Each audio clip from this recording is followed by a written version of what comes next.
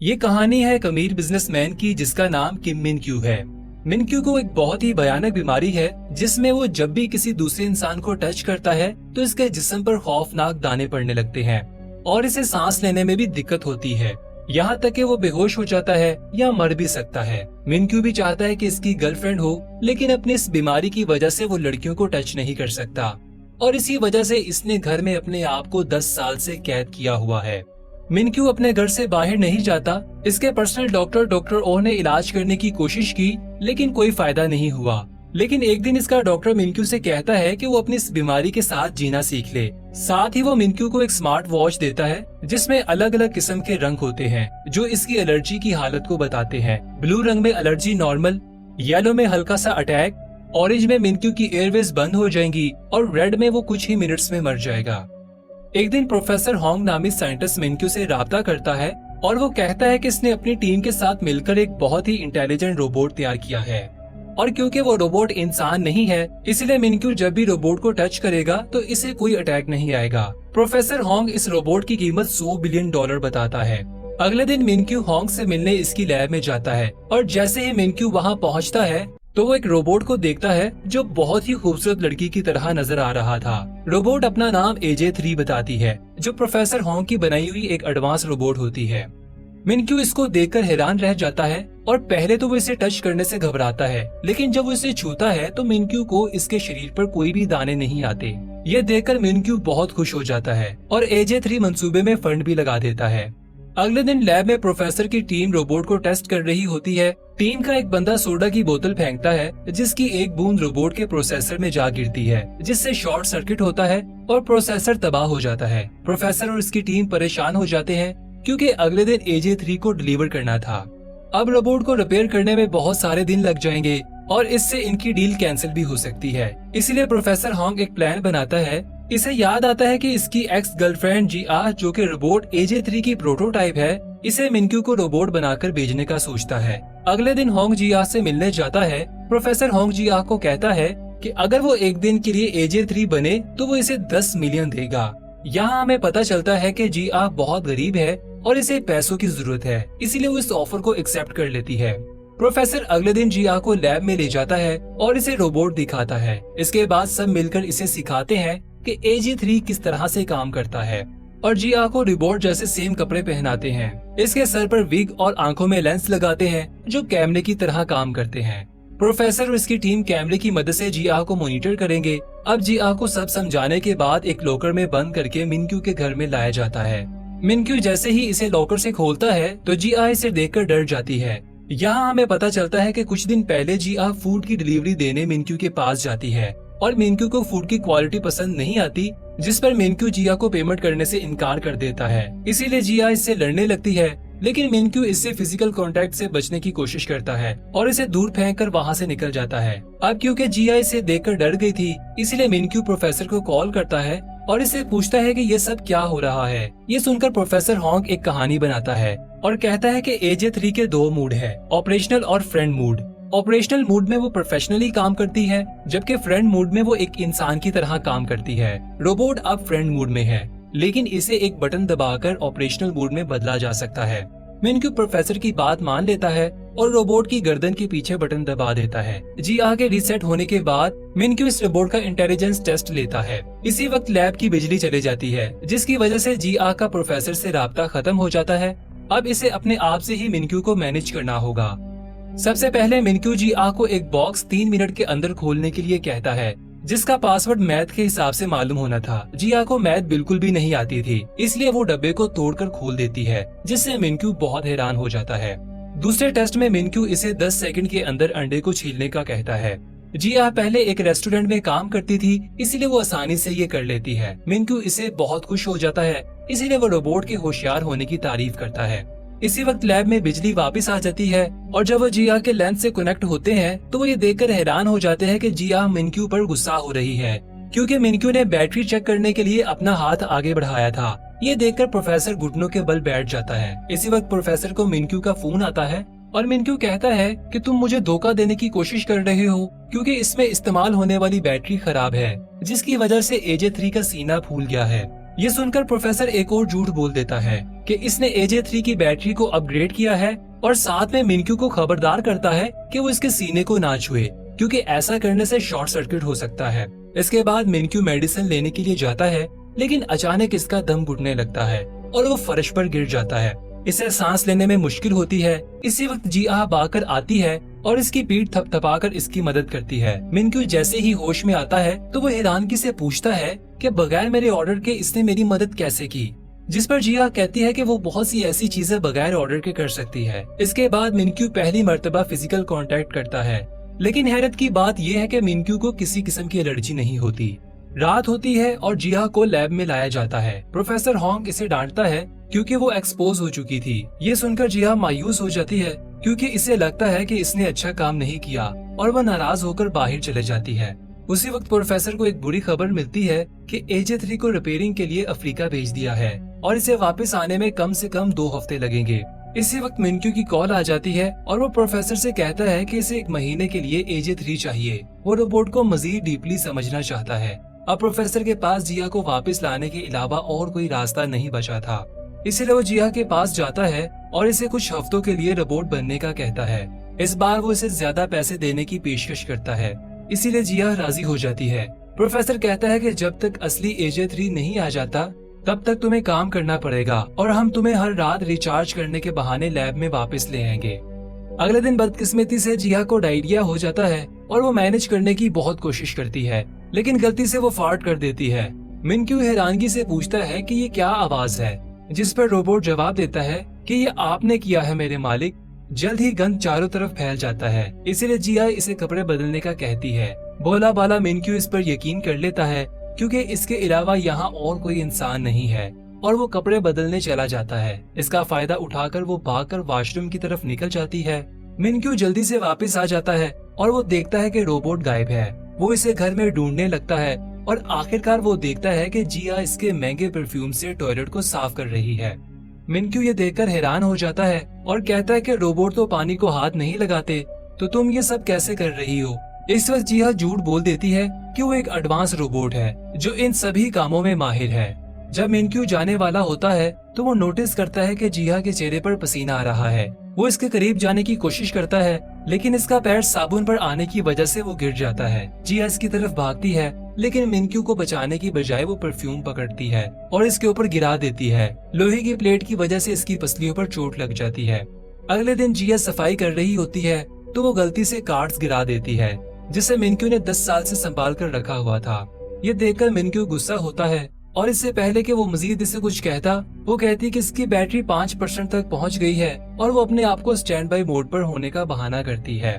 इसके बाद मिनक्यू professor Hong से मिलता है और इसे कहता है कि रोबोट की गलतियों की वजह से वो बहुत परेशान हो गया है, लेकिन प्रोफेसर इसे कहता है कि इसे और डीप रिसर्च के लिए वक्त दिया जाए और मिनक्यू इस पर राजी हो जाता है। अगले दिन मिनक्यू का बहुत खसूसी मेहमान आने वाला था, इसलिए वो जिया को बाहर आने से मना करता है। वो कोई और नहीं बल्कि रिया इसकी पहली मोहब्बत थी। मिनक्यू इसे देखकर बहुत खुश होता है, लेकिन जब रिया इसके कंधे पर हाथ रखती है तो मिनक्यू के जिस्म पर एलर्जी होने लगती है और वो ये सब रिया से छुपाने की कोशिश करता है।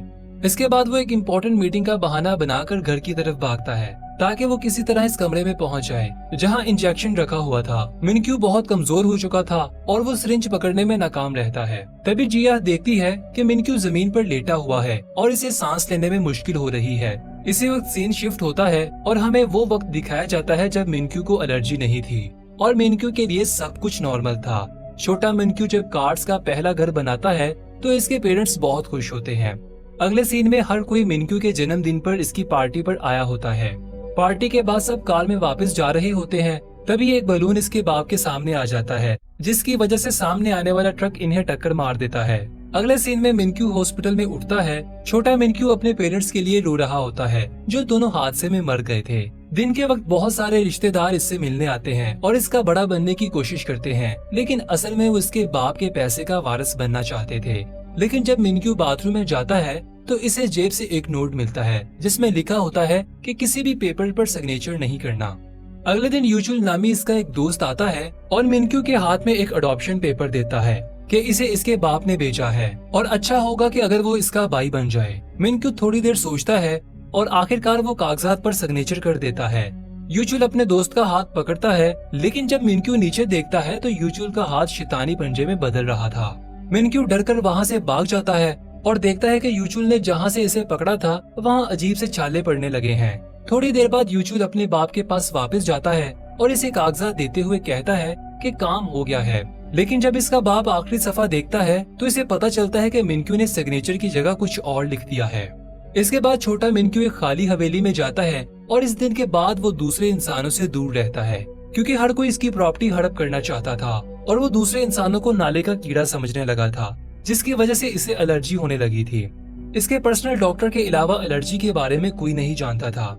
सीन दोबारा प्रेजेंट में आता है। मिनक्यू जागता है और अपने साथ जिया को पाता है। मिनक्यू इसे बताता है कि इसने ख्वाब देखा है जिसमें लोग इसके पीठ पीछे छुरा घोंप रहे हैं।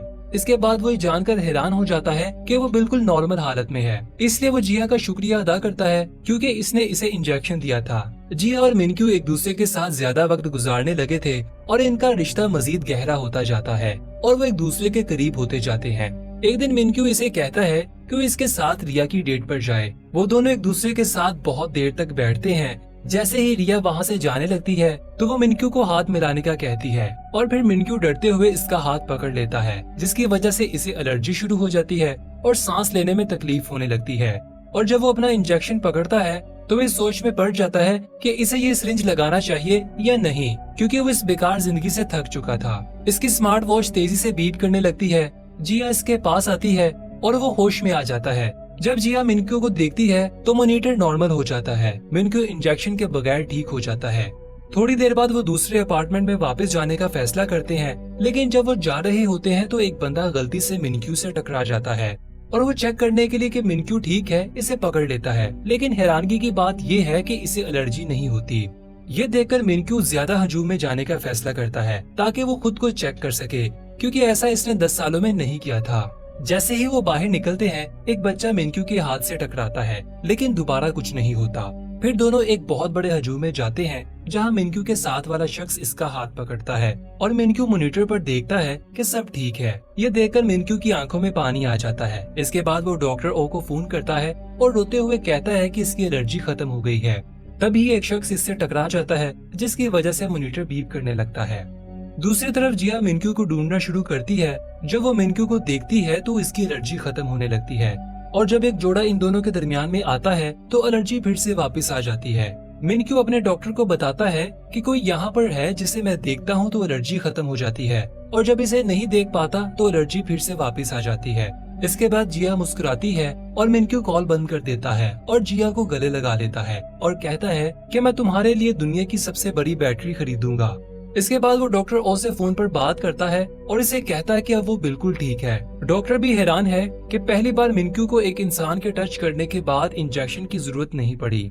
इसके बाद मिनक्यू जहाँ भी जाता है वो जिया को अपने साथ ले जाता है और इसे अपना सबसे अच्छा दोस्त समझता है। इसी दौरान एजे रोबोट रिपेयर हो जाता है, लेकिन इसे प्रोफेशनली काम करने के लिए कुछ वक्त लगेगा।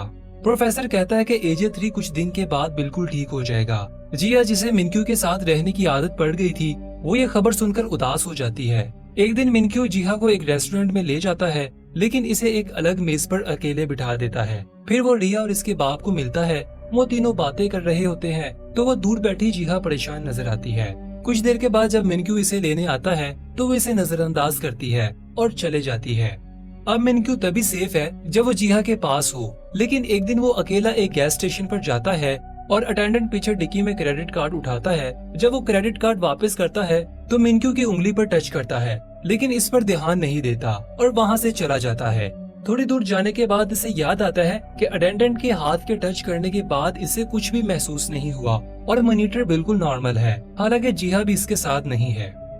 इसके बाद क्यूमिन अपने प्रोफेशनल डॉक्टर को मिलने जाता है और इसे पिछले 10 सालों से इसकी मेहनत का शुक्रिया अदा करता है कि वो अब बिल्कुल ठीक हो गया है। इसके बाद डॉक्टर क्यूमिन से कहता है कि वो एजे 3 को वापस भेज सकता है क्योंकि अब वो मुकम्मल ठीक हो गया है। अगले दिन क्यूमिन प्रोफेसर के पास जाता है और कहता है कि वो रोबोट से मोहब्बत करता है। प्रोफेसर कहता है कि वो एक रोबोट के बारे में बात कर रहा है जो पहले से प्रोग्राम किया गया था। ये सुनकर मिनक्यू कहता है कि वो पागल हो रहा है और प्रोफेसर से इसका हल पूछता है। अगले दिन प्रोफेसर मिनक्यू के पास आता है और इसे कहता है कि एक रास्ता है, अगर वो एजे 3 को रीसेट कर दे, इसी तरह वो सब कुछ भूल जाएगी और तुम अपनी जिंदगी में आगे बढ़ सकोगे। मिनक्यू उदास हो जाता है, लेकिन वो जानता है कि अब यही रास्ता बचा है। इसके बाद जीहा भी ये खबर सुनती है और वो भी परेशान हो जाती है। जीहा आखिरी बार AJ3 के कपड़े पहनती है।